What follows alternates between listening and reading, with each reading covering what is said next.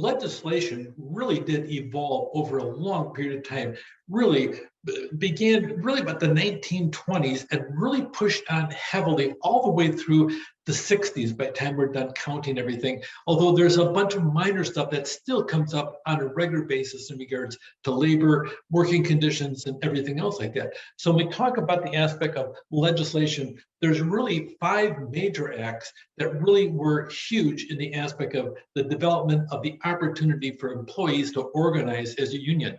You have the Norris-LaGarde Act, which really prohibited courts from issuing injunctions against nonviolent union activities. Before a union would form, the employer would go out and just get an injunction to stop them. This federal act stopped that from happening. Probably one of the most significant one back in the 30s really is the NLRA, sometimes called the Wagner Act. But for the most part, what it really did, it created a national board called the National Labor Relations Board. You will hear about this even in today's newspapers. By the time you're done reading about different aspects, if it deals with organized labor, you'll see the NLRB, National Labor Relations Board. They're the ones that oversee election campaigns. We'll talk about that in just a little bit, what that means.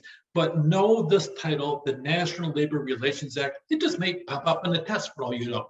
The FLSA is also a major act that has a lot of different clauses in it that we still use today on a regular basis. Among them, the one that's probably the most common one we talk about is the minimum wage. It's called the Fair Labor Standards Act. Know that title, and really that really sets the minimum wage scale.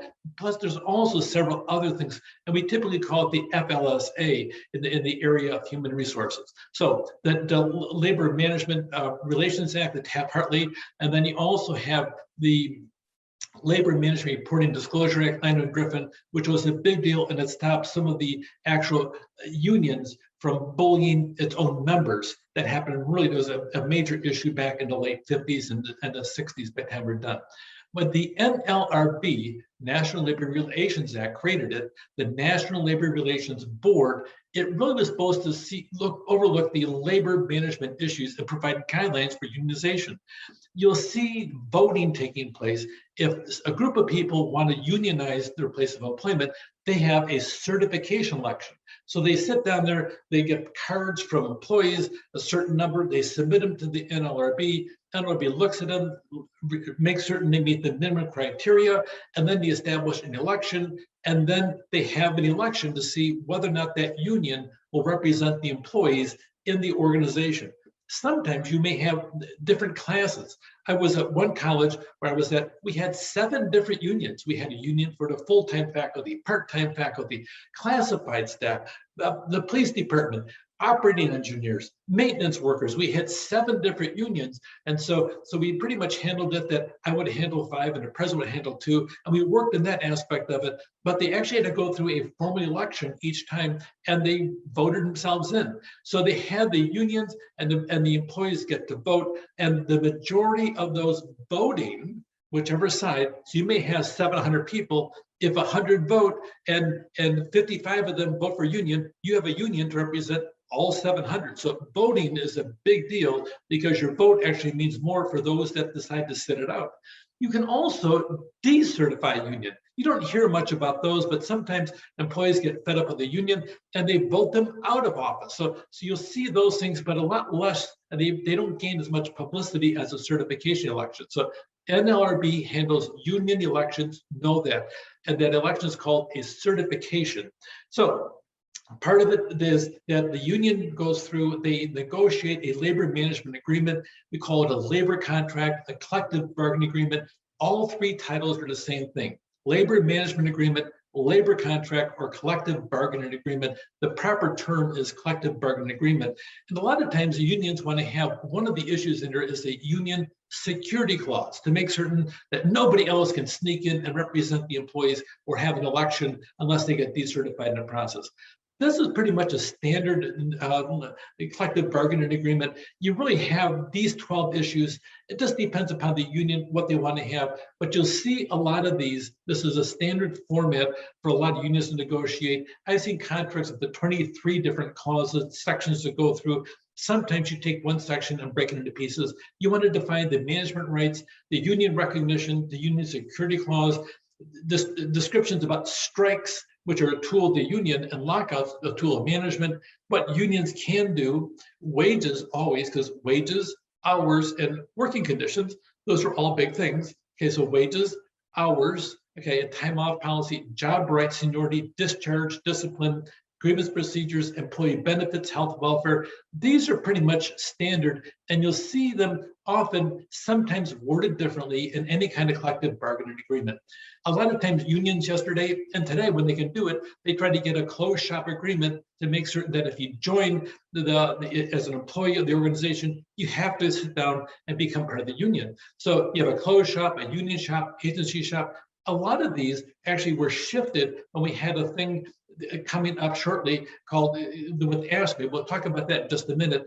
But a lot of states have right to work laws, which means that workers do not have to join a union. They have a right to work, and they have a right to join or not join a union by the time they're all done. So unions have the ability to subject, once again, wages, hours, and working conditions. And then something more changed totally in an act before Supreme Court called case called Janus versus AFSCME. In 2018, it was probably the most watched union action that's ever taken place. Janus got tired of AFSCME doing something that he didn't appreciate. AFSCME was engaged in politics. He was paying a fair share, which meant he paid a major portion of union dues, but a certain portion he decided he wanted to be out. So that by him being able to do a fair share, he didn't pay the entire thing, because AFSCME did and does use part of its union fees to support political candidates. Janus disagreed with that, but the courts had allowed a thing called fair share, which is a significant portion of the union dues to be paid, because the union would represent his interest in collective bargaining. It seemed to be equitable. Janus still didn't like it. He eventually challenged it in court. Supreme Court says no, because of the fact the union is an actor, a political actor in the process. So therefore, they nullified Janus from having to be a member of anything, the union itself, or even fair share. And they struck down the requirement that if you're working in a place, a union sits down and represents the employees in your sector, that you have to pay a fair share. They struck that down in 2018, and the landscape totally changed in the world of unions. So make certain you know what this case is, Janus versus AFSCME 2018.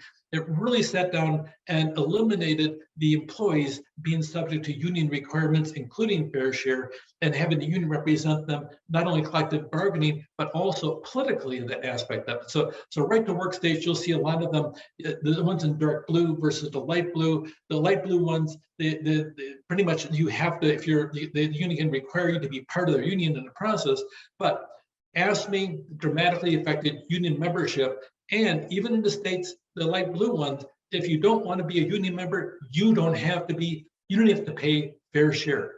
Unions are responsible for a lot of legislation today, which protects workers yesterday and today. They've done a great job in changing things, but people ask, are they relevant?